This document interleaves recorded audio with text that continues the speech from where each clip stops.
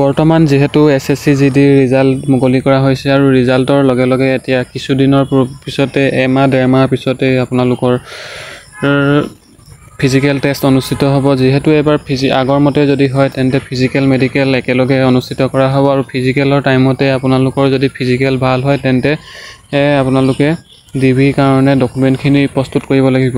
যেহেতু ডকুমেণ্টখিনি আগতীয়াকৈ প্ৰস্তুত কৰি ৰাখিলেহে আপোনালোকে এইখিনি ডকুমেণ্টটো প্ৰস্তুত কৰি ৰাখিলেহে আপোনালোকে পাছলৈ অসুবিধা নহয়।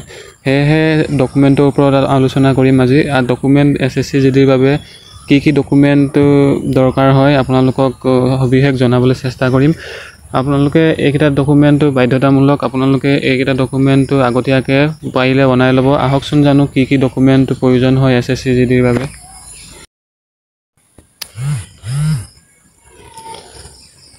এক নম্বৰতে আহিলে আপোনালোকৰ ফিজিক্যাল আৰু মেডিকেলৰ বাবে যিখন এডমিট কাৰ্ড ওলাব, সেই এডমিট কাৰ্ডখন আপোনালোকে পাৰিলে একপি হ'লে হয়, পাৰিলে 2 কপি প্ৰিণ্ট আউট কৰি ল'ব কালাৰফুল। তাৰপিছত আপোনালোকৰ আহিব 2 নম্বৰতে ডকুমেণ্ট আহিলে আপোনালোকৰ 10 ক্লাছৰ পাছ চাৰ্টিফিকেট এণ্ড মাৰ্কশ্বিটখন প্ৰয়োজন হ'ব। তাৰপিছতে আপোনালোকে এইকেইটা আপোনালোকে অৰিজিনেল আৰু জেৰক্স কপি দুটা কপিকে আপোনালোকে লগত ল'ব। তাৰপিছতে আপোনালোকৰ 3 নম্বৰ ডকুমেণ্টটোৰ প্ৰয়োজন হ'ব। 3 নম্বৰ ডকুমেণ্টটো প্ৰয়োজন হ'ব কাষ্ট চাৰ্টিফিকেট। কাষ্ট চাৰ্টিফিকেট আপোনালোকৰ OBC, MOBC আৰু ST প্লেন বা ST হিলছৰ বাবে প্ৰয়োজন হ'ব। তাৰপিছত নেক্সট ডকুমেণ্ট আহিলে আপোনালোকৰ PRC আপোনালোকে এডুকেশ্যন PRCখন দিলেও আপোনালোকৰ কাম চলি যাব আৰু এখন আপোনালোকে এফিডেভিট বনাই ল'ব। ডমিচিয়েল চাৰ্টিফিকেট এইখন আপোনালোকে মিনিমাম 500 টকাৰ ভিতৰতে আপোনালোকে এইখন বনাই ল'ব পাৰিব। নেক্সট আহিলে আপোনালোকৰ যদি আপোনালোক জেনেৰেল কেণ্ডিডেট হয় তেন্তে আপোনালোকৰ EWS চাৰ্টিফিকেট প্ৰয়োজন হ'ব। এই EWS চাৰ্টিফিকেটখন আপোনালোকে বনাই ল'ব। তাৰপিছতে আহিলে আপোনালোকৰ নেক্সট ডকুমেণ্ট আহিলে চেণ্ট্ৰেল কাষ্ট চাৰ্টিফিকেট। আপোনালোকে চেণ্ট্ৰেল কাষ্ট লাগিব। আপোনালোকৰ চেণ্ট্ৰেল কাষ্ট NCLখন লাগিব। NCLখন হ'লেহে আপোনালোকে চেণ্ট্ৰেল কাষ্টটো বনাব পাৰিব। চেণ্ট্ৰেল কাষ্টৰ বাবে এক্সট্ৰাকৈ ফৰ্মেট দিয়া আছে। সেই ফৰ্মেটৰ মতে আপোনালোকে সেই NCLখন মানে চেণ্ট্ৰেল কাষ্টখন আপোনালোকে বনাব পাৰিব। নেক্সট আপোনালোকৰ 7 নম্বৰ ডকুমেণ্টটো আহিলে আপোনালোকৰ ইয়াতে 7 নম্বৰ ডকুমেণ্ট আহিলে হাইট চেজ ৰিলেক্সেশ্যনৰ চাৰ্টিফিকেট। এইখন আপোনালোকে লগত লৈ যোৱাটো অতিকৈ প্ৰয়োজন, কিয়নো এই হাইট চেজৰ ৰিলেক্সেশ্যনৰ চাৰ্টিফিকেটখন অতিকৈ প্ৰয়োজন, কিয়নো আপোনালোকৰ যদি হাইট চেজটো কম আছে কিবা কাৰণত, নৰ্মেল আপোনালোকৰ অসমৰ বাবে মানে নৰ্থ ইষ্টৰ কাৰণে 78 বিচৰা হয় আৰু 5% আপোনালোকৰ ফুলাবলগীয়া হয়।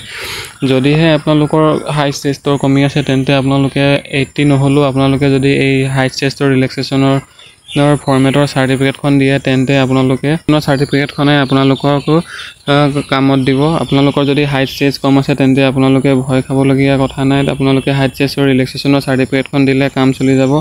তাৰপাছত আহিলে আপোনালোকৰ ৰিচেণ্ট পাছপোৰ্ট কালাৰফুল আপোনালোকৰ পাছপোৰ্ট চাইজৰ ফটো আপোনালোকে 12 কপি লৈ যাব।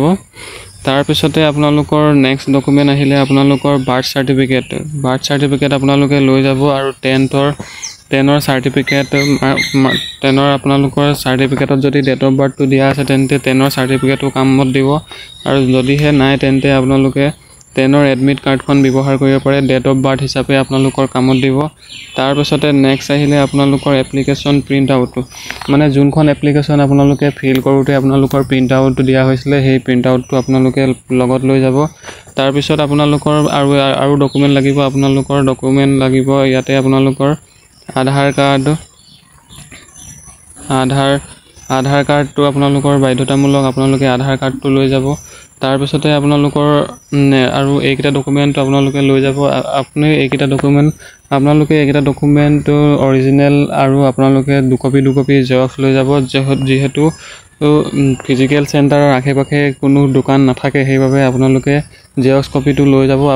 লৈ গ'লে আপোনালোকৰ পিছতো মানে আপোনালোকৰ একো প্ৰব্লেম নহয়। তাতে আপোনালোকৰ জেৰক্স আপোনালোকে 2 কপিকে লৈ যাব যাতে আপোনালোকৰ প্ৰয়োজন নহয়। চ' এইখিনিয়ে আছিলে আপোনালোকৰ সৰু সুৰা ইনফৰমেশ্যন। ইয়াতে আপোনালোকে এইকেইটা ডকুমেণ্টটো যদি আপোনালোকে বৰ্তমান নাই তেন্তে আগতীয়াকৈ গোটাই লোৱা। আপোনালোকে এইকেইটা ডকুমেণ্ট আগতীয়াকৈ গোটাই ল'লে পাছতো আপোনালোকৰ অসুবিধা নহয়।